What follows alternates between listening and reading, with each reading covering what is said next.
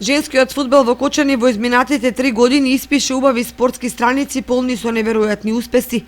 Најпрво младост НС играше во финалето на Купот на Македонија, а потоа ЖФК Кочани ја освои двојната круна, првенството и купот.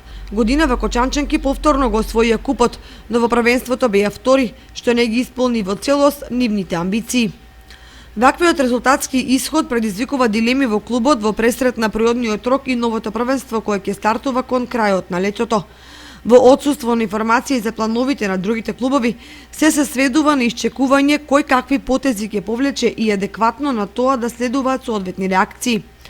Така е во женскиот фудбал во државата поради ограничениот број на квалитетни фудбалерки, од кои може да се состават 2 до 3 солидни екипи. Примерот со Драгон во изминатото првенство е најдобра потврда за тоа. Се наоѓа спонзор со солидна сума на пари. Поедини фудбалски работници ќе ги спазарат најдобрите фудбалерки.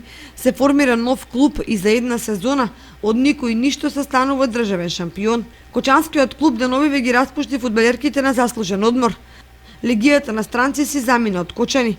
Сега се поставува прашањето кој од нив ќе се вратат и ќе биде дел од екипата за новото првенство. Во тој расплет значајно влијание ќе имаат и амбициите на другите клубови, бидејќи пазарот на фудбалерки е отворен, како домашниот, така